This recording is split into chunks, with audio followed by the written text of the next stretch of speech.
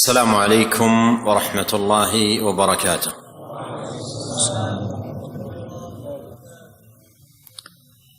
الحمد لله رب العالمين، وأشهد أن لا إله إلا الله وحده لا شريك له، وأشهد أن محمدًا عبده ورسوله صلى الله وسلم عليه وعلى آله وأصحابه أجمعين. اللهم لا علم لنا إلا ما علمتنا، اللهم علمنا ما ينفعنا وزدنا علما، وأصلح لنا شأننا كله ولا تكلنا إلى أنفسنا طرفة عين.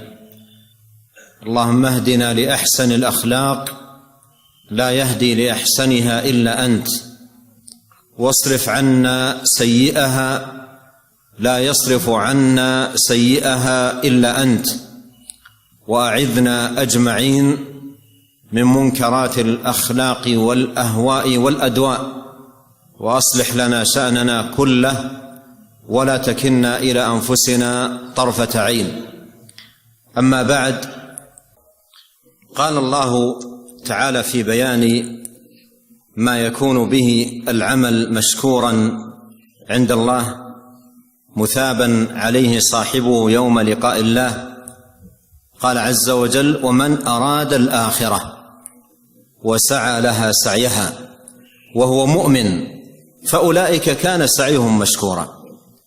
ولهذا ينبغي على المسلم ألا يغتر بما يوجد لدى بعض أو عدد من الكفار من أخلاق وآداب، لا يغتر بذلك. وإذا أراد أن ينظر إلى الأخلاق ويتعلم الأخلاق لا ينظر إلى أولئك، لأن هذه الأخلاق إن مات الواحد منهم على كفره بالله سبحانه وتعالى لا تنفعه عند الله، ولا يجد عليها ثوابا يوم يلقى الله، بل إذا مات انتهت. وقدمنا إلى ما عملوا من عمل فجعلناه هباء منثورا.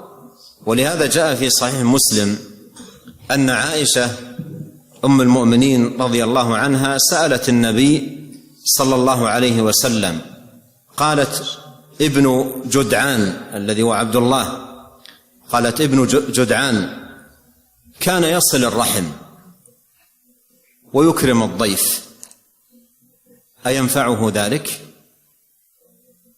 كان يصل الرحم ويكرم الضيف، أينفعه ذلك؟ قال: لا ينفعه، لأنه ما قال يوما رب اغفر لي خطيئتي يوم الدين.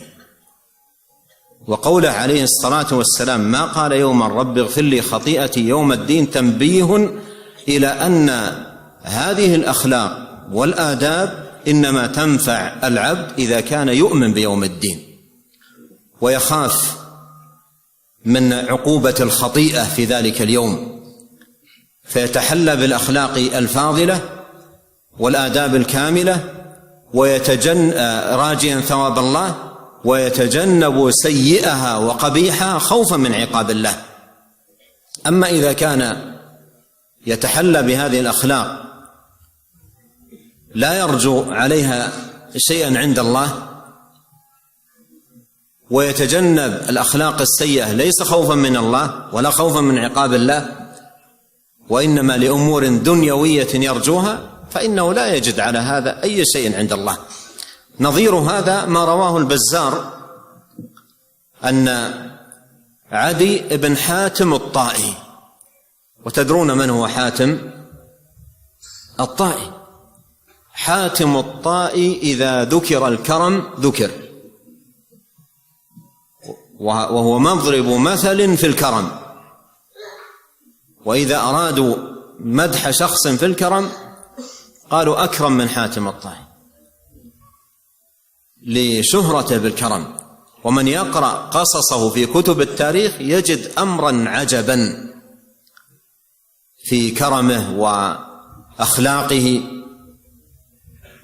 فجاء في الحديث في عند البزار وغيره، وهو حديث حسن، أن عدي بن حاتم الطائي سأل النبي صلى الله عليه وسلم عن والده، قال يكرم الضيف ويفعل ويفعل، ذكر من أخلاقه، فقال النبي صلى الله عليه وسلم: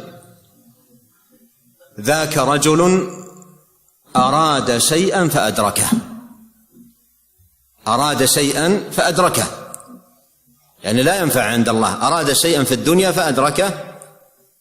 قال يعني الذكر، يعني الذكر يعني الشهرة والسمعة والصيت، فأدركه. قال الناس: حاتم الطائي كريم. وتعلمون ما جاء في صحيح مسلم أن النبي صلى الله عليه وسلم قال: أول من تسعر بهم النار يوم القيامة، وذكر 3 منهم رجل أنفق المال ليقال جواد، فيقال له يوم القيامة وقد قيل في الدنيا هذا الكلام. فهذا كله مما يبين أن الأخلاق إنما تنفع العبد عندما تكون قربة يتقرب بها إلى الله سبحانه وتعالى ويرجو بها الثواب العظيم والأجر الجزيل يوم يلقى الله. Kemudian beliau menyebutkan bahwasanya seorang muslim ketika dia berakhlak dengan akhlak yang mulia, dia memaksudkan dengannya pahala di sisi Allah Subhanahu wa taala. Dan Allah Subhanahu wa taala menyebutkan di dalam Al-Qur'an yang dengannya tiga amal saleh yang dia akan diganjar oleh Allah Subhanahu wa taala dengan pahala di sisinya. Allah Subhanahu wa taala menyebutkan dalam Al-Qur'an yang artinya, dan barang siapa yang menginginkan akhirat atau pahala di akhirat dan dia berusaha untuk menuju kepada apa yang dia inginkan dan maksudkan tersebut, maka mereka itulah orang-orang yang usahanya itu akan diberikan, yaitu ganjaran oleh Allah Subhanahu wa taala. Allah Subhanahu wa taala berterima kasih terhadap apa yang dan akan membalas apa yang dia lakukan dari amal soleh dan kebaikan tersebut. Oleh karena itu seorang muslim tidak boleh tertipu dengan perilaku orang-orang non-muslim, perilaku orang-orang kafir yang tampak misalnya akhlak mereka mulia, muamalah mereka baik. Maka seorang muslim tidak boleh memandang kepada perilaku baik mereka yang tampak tersebut, karena dengan kekufuran yang ada pada diri mereka, di mana akhlak tersebut tidak muncul dari pribadi atau hati yang memaksudkan pahala di sisi Allah Subhanahu wa taala. Sedangkan seorang muslim tidak seperti itu.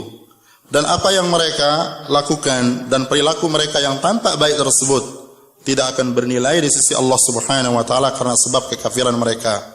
Oleh karena itu Allah Subhanahu wa taala menyebutkan di dalam Al-Qur'an yang artinya, dan kami melihat dan meneliti apa yang mereka perbuat orang-orang kafir tersebut, lalu kami jadikan artinya amal-amal yang tampak baik tersebut seperti debu yang berterbangan atau tidak bermanfaat di sisi Allah Subhanahu wa taala. Kemudian ada warid di dalam hadis di Sahih Muslim bahwasanya Aisyah ummul mukminin radhiyallahu taala anha pernah bertanya kepada Rasulullah sallallahu alaihi wasallam. Beliau mengatakan, Ibnu Jud'an dia menyambung silaturahmi, artinya melakukan akhlak yang mulia, dan juga dia memuliakan tamu. Apakah itu bermanfaat bagi dirinya? Artinya dia seorang yang kafir, apakah itu bermanfaat bagi dirinya kelak di akhirat? Rasulullah sallallahu alaihi wasallam menjawab, tidak bermanfaat bagi dirinya, karena dia tidak pernah mengatakan, yaitu berkata, ya Allah, ampunilah aku atau dosa-dosaku, yaitu pada hari pembalasan kelak.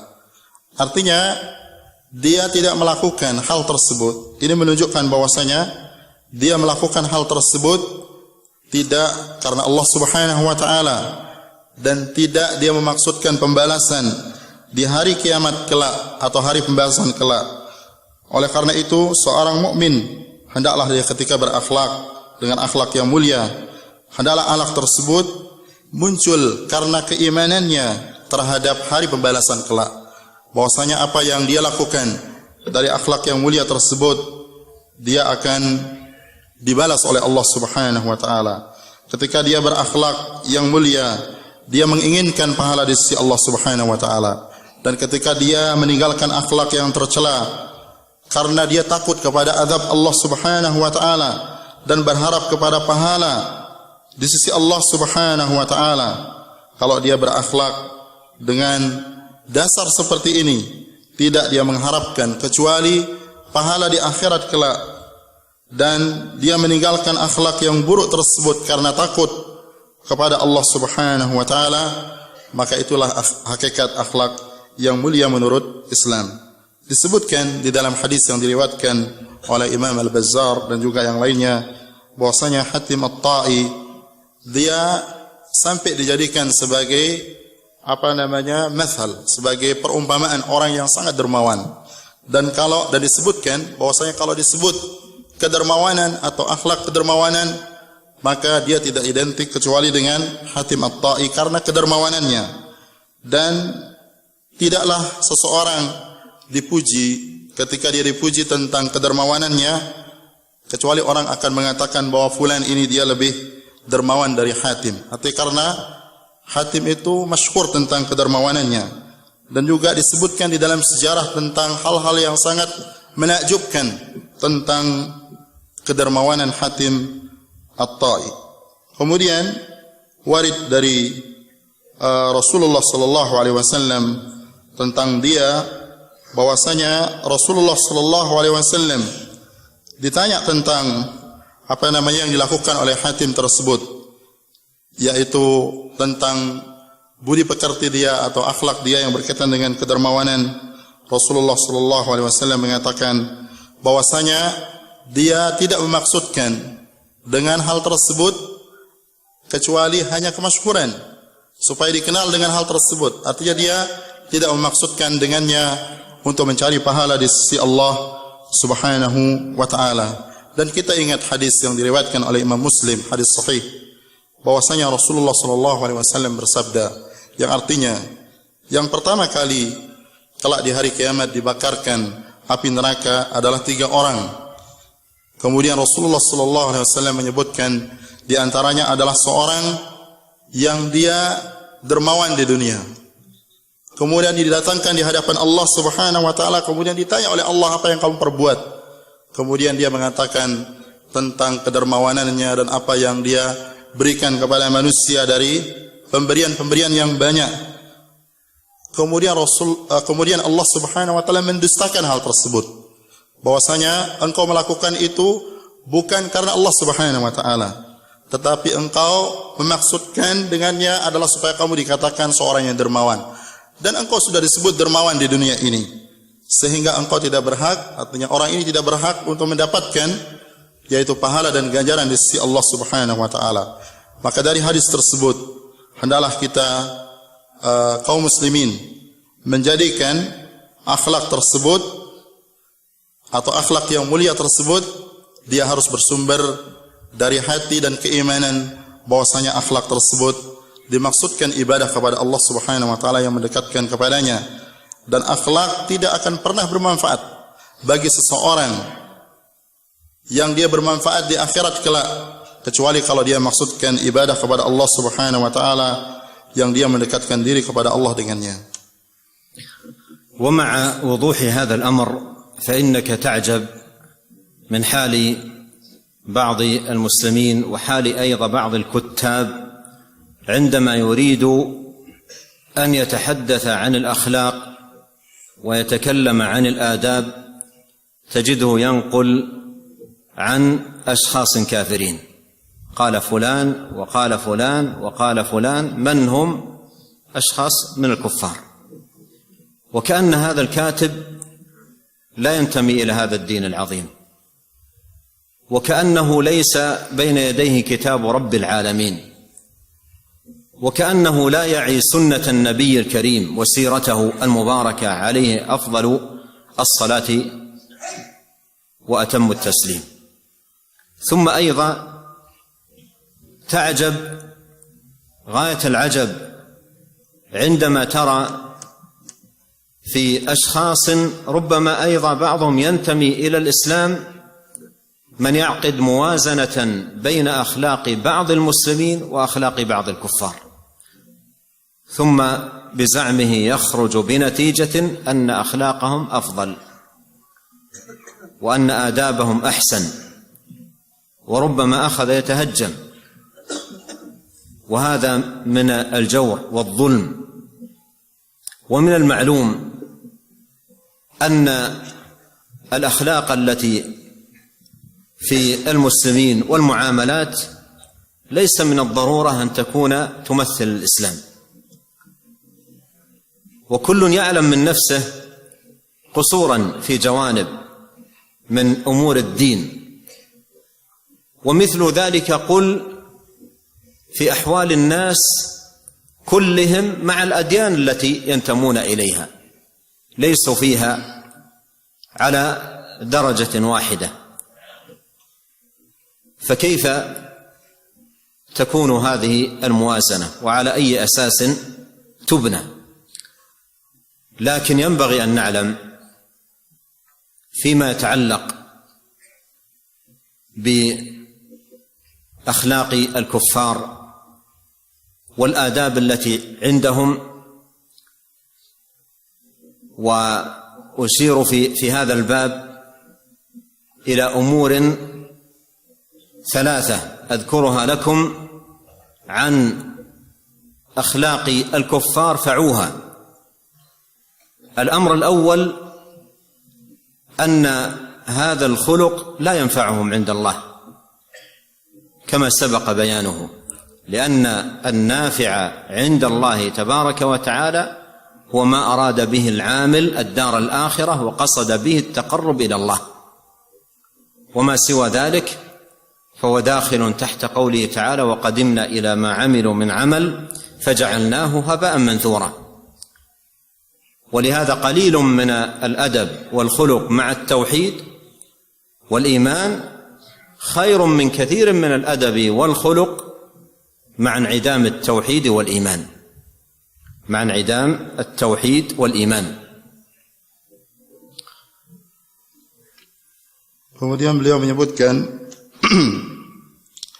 dan dengan jelasnya perkara ini, artinya tentang akhlak yang mulia menurut Islam, dan juga apa hakikat dari akhlak yang mulia di dalam Islam, kita mendapatkan hal yang sangat menakjubkan, artinya yang mengherankan dari sebagian orang-orang yang berbicara tentang akhlak atau menulis tentang akhlak. Yang sangat mengherankan dari mereka menukil atau menulis tentang akhlak tersebut atau akhlak yang mulia tersebut dari orang-orang yang kalau kita lihat ternyata mereka adalah orang-orang kafir. Artinya sebagian kaum muslimin yang sangat mengherankan ketika dia berbicara tentang akhlak, ketika dia menulis tentang akhlak, kemudian dia menukil yang berkaitan dengan akhlak yang mulia itu dari orang-orang kafir, dan ini sangat mengherankan kita.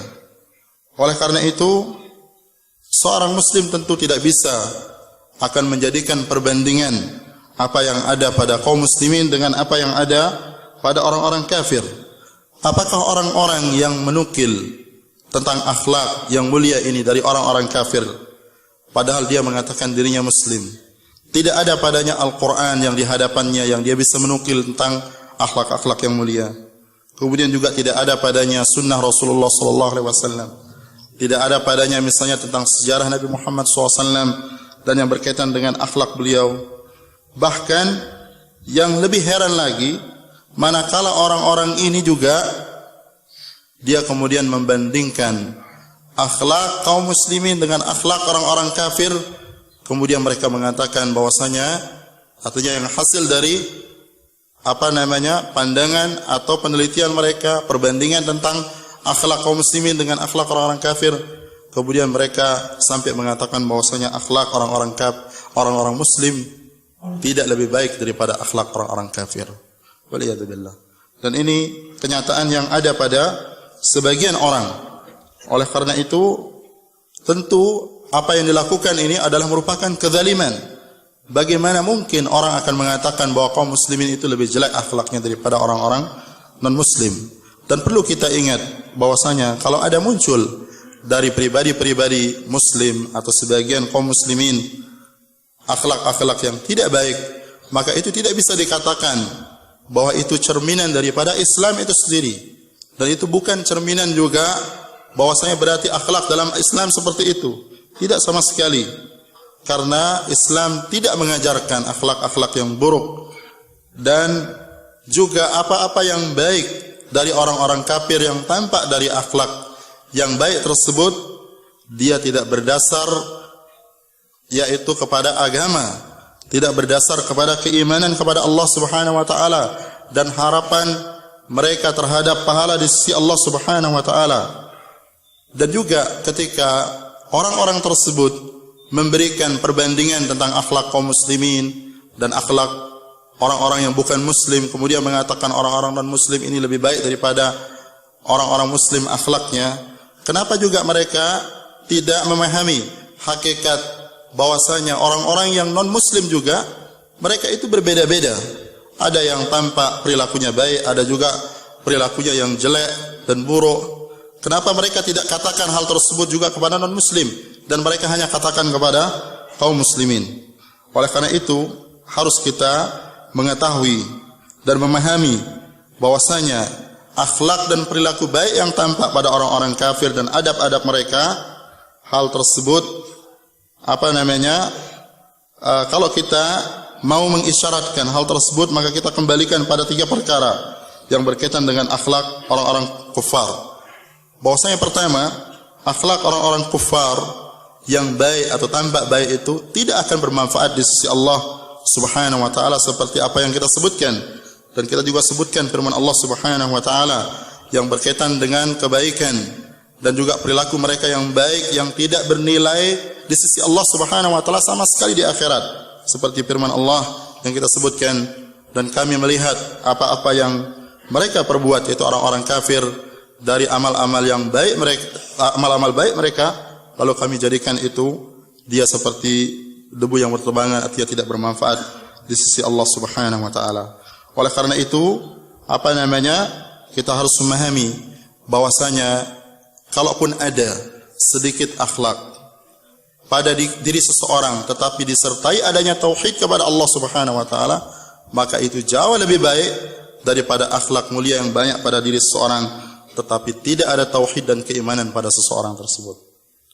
Al-amru tsani anna khuluq al-kafir khuluqun naf'iyyun ani yuqaddimuhu limasalih aniyah wa manafi' mu'ayyanah ينتهي الخلق بانتهائها وينقضي بانقضائها بخلاف خلق المسلم فإنه خلق يقدمه يرجو به ثواب الله تبارك وتعالى. وإذا عقدت موازنة بين هذين الخلقين قلة وكثرة، فلو قدر أن خلق المسلم قليلا مقارنة بذلك الكافر، فإن هذا القليل الذي عند المسلم ينفعه عند الله، والكثير الذي عند الكافر لا ينفعه عند الله كما سبق بيانه. وفي المسلمين من عنده كرم لكنه لا يقارن بكرم حاتم الطائي، فكرم حاتم الطائي أكبر وأشهر وأوسع، وهذا الكرم الذي عند المسلم ينفعه عند الله وإن قل، وذاك الذي عند حاتم مر معنا حديث النبي صلى الله عليه وسلم لا ينفعه عند الله وإن كثر. Kemudian masalah yang kedua atau perkara yang kedua yang perlu kita perhatikan yang berkaitan dengan akhlak orang kafir, bahwasanya akhlak seorang kafir atau akhlak yang tampak baik pada diri orang kafir, dia akhlak yang sifatnya naf'i. Dimaksudkan dengannya manfaat duniawi, materi. yang dia akhlak itu akan hilang pada dirinya dengan hilangnya manfaat yang akan dia perlukan. Artinya kalau dia perlu berakhlak karena manfaat dan maslahat dunia, dia berakhlak. Kalau hilang manfaat yang akan dia harap dari manfaat dunia, maka akhlaknya juga akan hilang. Berbeda dengan seorang muslim ketika dia berakhlak, maka dia berakhlak, akhlak tersebut dia maksudkan dengannya adalah pahala di sisi Allah Subhanahu wa ta'ala. Oleh karena itu, kalau seseorang membandingkan antara akhlak seorang muslim dengan akhlak seorang kafir, walaupun akhlak seorang muslim itu sedikit misalnya, maka akhlak yang sedikit itu bermanfaat di sisi Allah Subhanahu wa ta'ala, walaupun dia sedikit. Sedangkan akhlak yang banyak, walaupun dia banyak dan akhlak yang tampak baik dan banyak pada diri seorang kafir, walaupun dia banyak, maka itu semua tidak akan bermanfaat di sisi Allah Subhanahu wa ta'ala di hari kiamat. Jadi yang sedikit, kalaupun ada misalnya sedikit dari akhlak, walaupun ada sedikit dari akhlak yang mulia pada diri seorang muslim, maka itu bermanfaat di sisi Allah Subhanahu wa ta'ala. Sedangkan pada diri orang kafir, walaupun dia banyak, tidak akan bernilai di sisi Allah Subhanahu wa ta'ala, seperti yang disebutkan tadi pada pembahasan sebelumnya. Kemudian juga apa yang ada pada kaum muslimin, bahwasanya kaum muslimin sebagian mereka atau dari kaum muslimin ada juga orang-orang yang dermawan, yang tentu walaupun kedermawanannya itu misalnya tidak akan sebanding dengan apa yang disebutkan tentang kedermawanan Hatim At-Ta'i misalnya, yang sangat jauh dan sangat dermawan, maka kita mendapatkan jawabannya dari Rasulullah SAW, bahwa kedermawanan yang banyak dan yang menakjubkan dari Hatim At-Ta'i itu tidak bermanfaat di sisi Allah Subhanahu wa ta'ala dan tidak bermanfaat bagi dirinya di sisi Allah Subhanahu wa ta'ala. Berbeda dengan seorang muslim, kalau dia dermawan, walaupun dermawannya tidak sampai kepada derajat dermawannya Hatim, tetapi dia bernilai di sisi Allah Subhanahu wa ta'ala karena dia beriman. Berbeda dengan Hatim At-Ta'i yang tidak disertai dengan keimanan. الأمر الثالث قصور خلق الكفار مهما كثرت وتعددت مقارنة بالأخلاق التي يدعو إليها الإسلام. ونبينا عليه الصلاة والسلام كما مر معنا بعث ليتمم مكارم الأخلاق، فالأخلاق بأبهى صورها وأتم حللها وأجمل معانيها إنما توجد في الإسلام. Kemudian perkara yang ketiga, beliau menyebutkan bahwasanya kalaupun dikatakan orang-orang kafir itu memiliki akhlak, tetap akhlak mereka itu memiliki keterbatasan. Walaupun dia dikatakan banyak, tetap dikatakan dia terbatas. Tidak seperti kesempurnaan akhlak yang ada pada Islam. Sehingga kalau kita bandingkan antara akhlak yang ada pada orang kafir dan akhlak yang diajarkan oleh Islam, yang Islam menyeru kepadanya, maka sungguh pada Islam terdapat akhlak yang sangat mulia dan sempurna, dan itu dinyatakan oleh Rasulullah SAW, bahwasanya Rasulullah SAW tidaklah diutus oleh Allah Subhanahu wa ta'ala kecuali untuk menyempurnakan akhlak yang mulia. Ini menunjukkan bahwasanya akhlak yang dibawa oleh Rasulullah SAW menyempurnakan semua akhlak dan perilaku yang ada sebelumnya, yang dia pasti terbatas, dan itu disempurnakan dengan datangnya Rasulullah sallallahu alaihi wasallam. وأضيف إلى ما سبق أمرا رابعا وهو أهم مما سبق كله، وهو أن الكافر مهما تحلى به من آداب طيبة وأخلاق جميلة فهو في الحقيقة عديم الخلق، لأن جوهر الخلق وأساسه الأعظم الخلق مع الله تبارك وتعالى مفقود عنده. Kemudian beliau menambahkan dari 3 hal yang sebenarnya beliau akan sebutkan, yaitu yang keempat yang berkaitan dengan akhlak orang kafir, bahwasanya orang kafir dengan akhlak yang mereka miliki, walaupun dia baik, walaupun dikatakan dia memiliki akhlak yang baik, pada hakikatnya mereka itu tidak memiliki akhlak. Kenapa? Karena mereka tidak memiliki hal yang paling asasi, yang paling mendasar dari akhlak yang wajib mereka berakhlak dengannya, yaitu akhlak mereka kepada Allah Subhanahu wa taala. Karena mereka tidak beribadah kepada Allah, tidak mentauhidkan Allah Subhanahu wa taala. ومع ما سبق نقول عندما نسمع بشخص كافر يتعامل بالمعاملة الطيبة ويحسن للناس ويكرمهم ويتلطف معهم ويترفق بهم إلى غير ذلك من المعاملات الطيبة، عندما نسمع بشخص بهذه الصفة نتمنى والله إسلامه، نتمنى نجاته من النار. وإذا من عليه الله سبحانه وتعالى بالإسلام نفرح بذلك ونقول الحمد لله الذي أنقذه الله تبارك وتعالى من النار. ومما أذكر في هذا المقام قصة طريفة مفيدة لأحد العوام العباد كبار السن، كان في المستشفى وكان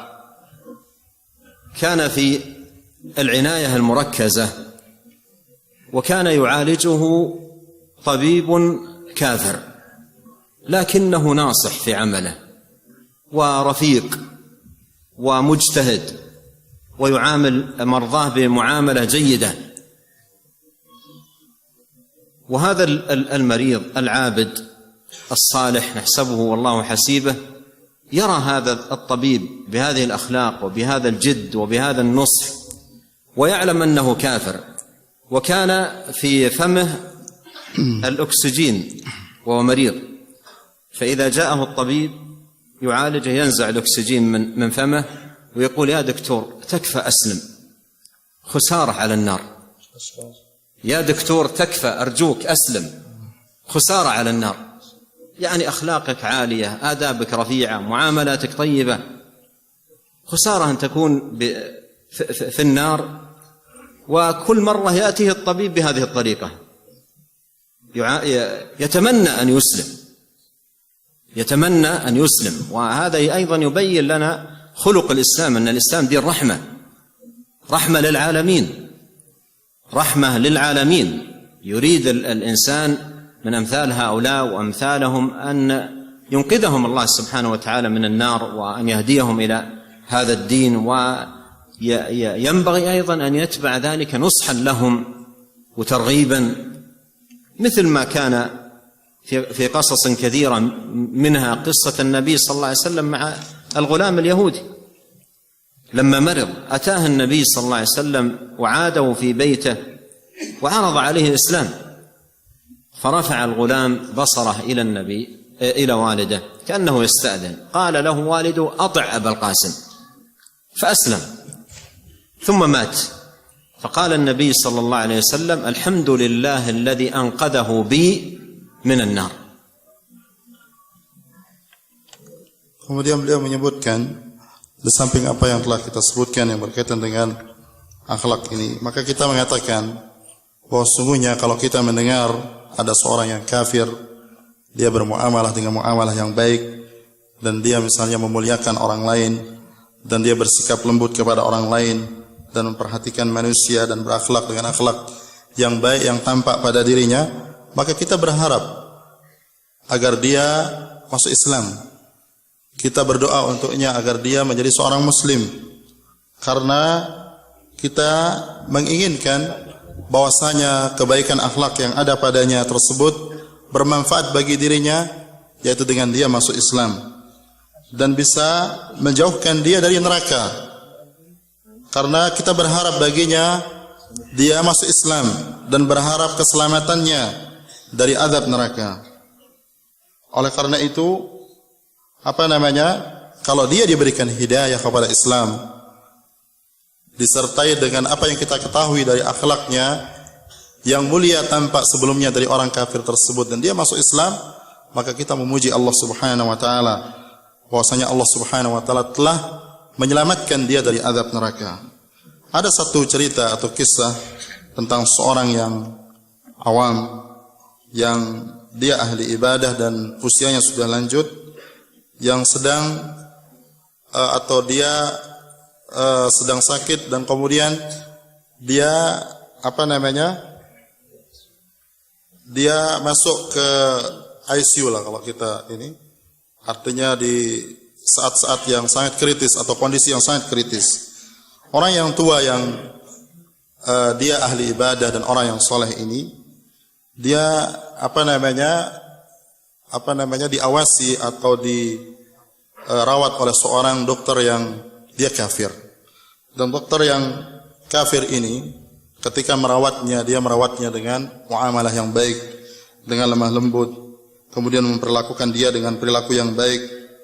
Dan orang tua ini, kalau dia masuk orang kafir ini dan dia melihat muamalahnya selama ini baik kepadanya dan sikapnya baik kepadanya dan merawatnya dengan cara yang baik, yang dia memakai oksigen, setiap dia datang dia membuka oksigen yang dia hirup dari alat tersebut, kemudian berkata kepadanya, saya berharap bahwa engkau masuk Islam karena akhlakmu sangat tinggi, akhlakmu sangat baik. Dan ini menunjukkan justru ajakan orang yang soleh ini terhadap dokter yang kafir ini, padahal dia lihat perilakunya baik kepada Islam, menunjukkan akhlak, ketinggian akhlak seorang muslim, yang dia menginginkan keselamatan bagi orang tersebut agar dia selamat dari azab Allah Subhanahu wa taala dan dari neraka. Karena walaupun dia memiliki akhlak yang mulia tampak secara zahir, tetapi dia tidak masuk Islam, maka itu tidak akan bermanfaat di sisi Allah Subhanahu wa taala. Dan ini menunjukkan kemuliaan dan ketinggian akhlak, dan ini menunjukkan tentang rahmah Islam, atau bahwa Islam ini rahmah bagi semua alam. Dan Rasulullah sallallahu alaihi wasallam pernah di zaman beliau ada seorang pemuda yang dia sakit, kemudian dijenguk oleh Rasulullah sallallahu alaihi wasallam. Seorang pemuda Yahudi, dia sakit dan dia menjelang akan meninggal. Kemudian dijenguk oleh Rasulullah sallallahu alaihi wasallam. Dan Rasulullah sallallahu alaihi wasallam menawarkan kepada dia Islam. Dan ketika ditawarkan Islam kepadanya dan agar dia masuk Islam, anak ini kemudian berisyarat kepada orang tuanya. Karena dia tidak bisa berbicara, apa yang akan dia sikapnya yang seharusnya kepada Rasulullah SAW. Apa kata orang tuanya? Taatlah kepada Abul Qasim. Artinya diperintahkan oleh orang tuanya untuk dia masuk Islam. Kemudian dia berisyarat menerima ajakan Rasulullah sallallahu alaihi wasallam untuk masuk Islam. Kemudian Rasulullah sallallahu alaihi wasallam mengatakan, segala puji bagi Allah yang telah menyelamatkan dia dari api neraka. Dan inilah akhlak seorang muslim, akhlak Rasulullah sallallahu alaihi wasallam, di mana Rasulullah sallallahu alaihi wasallam dengan ketinggian akhlak yang ada pada beliau dan ada pada kaum muslimin dari Islam, yang mengajarkan akhlak, bahwasanya mereka kasih sayang dan mengajak orang-orang kafir yang ada pada mereka ketinggian akhlak atau akhlak yang mulia, yang akhlak yang mulia itu tidak akan bermanfaat di sisi Allah Subhanahu wa taala kecuali kalau mereka masuk Islam. Mereka ajak mereka orang-orang kafir tersebut kepada jalan Islam yang dengannya bermanfaat akhlak yang mereka miliki.